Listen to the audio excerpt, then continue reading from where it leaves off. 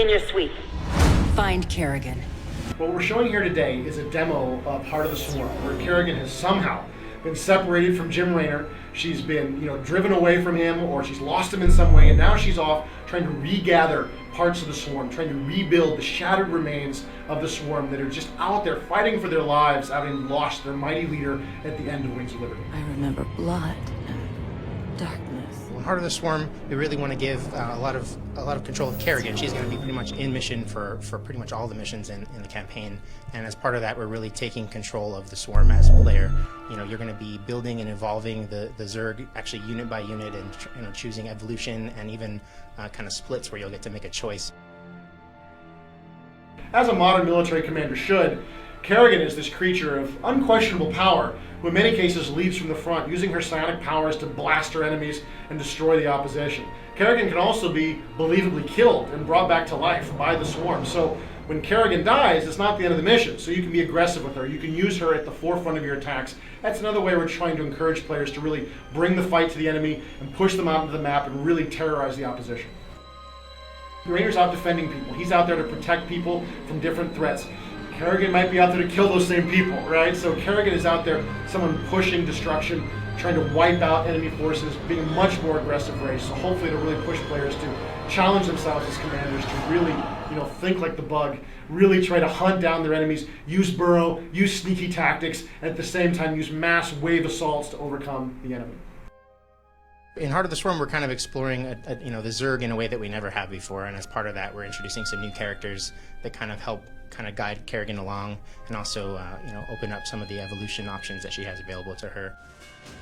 We really tried hard to push the mechanics of Wings of Liberty, and I think in many cases we succeeded. There was definitely some missions that didn't hit the same quality bar as the rest of the experience. So we're going to obviously try to keep doing what we're doing and try to make them even better just by hopefully implementing them much better than we have in the past. At the same time, for Heart of the Swarm, we want these missions to feel a lot dirtier, a lot more evil, and a lot more desperate than they ever felt in Wings of Liberty. Kerrigan is really fighting for her life in this game in a way that Raynor was not. And so we want to make you feel a lot more like the bad guy and make you feel you're doing maybe some more evil thing.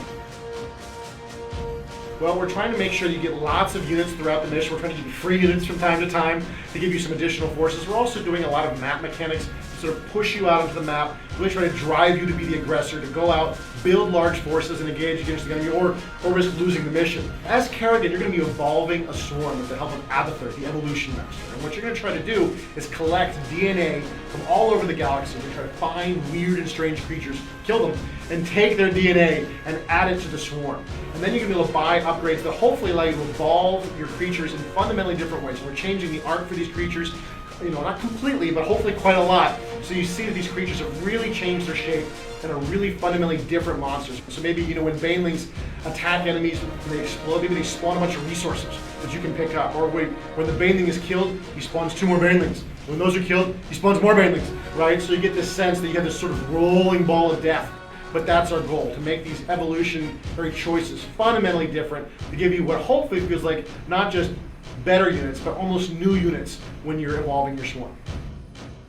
Yeah, we're really approaching this much like we have our previous RTS expansions. So right now we're looking at about 20 missions that we're going to be including, and actually there's a lot more content than we had done in something like Brood War, because there's so much more in the interactive space, in the story space, as far as conversations and cutscenes and in-game cutscenes and pre-rendered cutscenes. So there's a lot more content there than we've done in the past, but definitely like a full-featured expansion pack that really offers a lot of new gameplay and on the campaign side as well as the multiplayer side.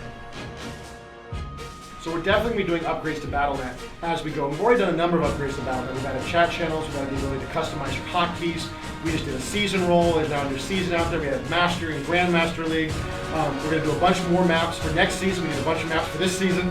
And so Battle.net we sort of view as an evolving service. We're going to keep adding to Battle.net as much as we can going forward.